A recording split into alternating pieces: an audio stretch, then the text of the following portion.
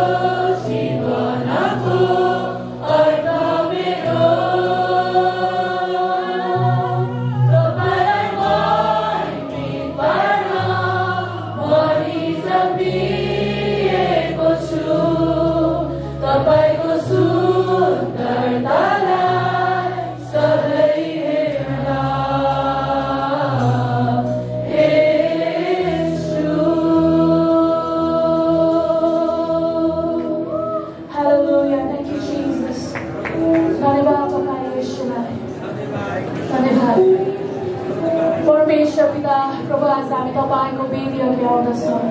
तपाईको उपस्थितिमा हामी आउँदछौँ परमेश्वर यो 3 दिनको क्याम्पमा प्रभु आज हामी आउँदै गर्दाखेरि प्रभु आज हुन सक्छ हामी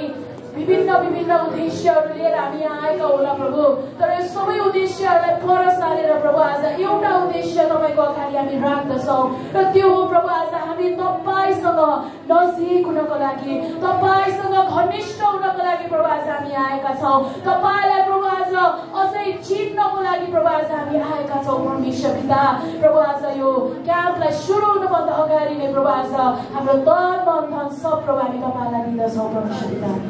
प्रभु यहाँ जे हुन्छ यो 3 दिनभरि हरेक कुराले तपाईलाई महिमा पुग्नुहोस् प्रभु हामी बस्ने हरेक कुराहरूमा प्रभु तपाईलाई हामीले महिमा दिन सकौँ परमेश्वर पिता धन्यवाद दिन्छौँ प्रभु तपाईलाई बाँकी भागहरू सबै प्रभु तपाईको हातमा हामी सुम्पर्दछौँ येशू ख्रीष्टको नाममा आमेन आमेन आमेन आउनुहोस् हाम्रो ठुलो ताली बजाएर परमेश्वरलाई हालेलुया हालेलुया हुन्छ तपाईहरु बस्न सक्नुहुन्छ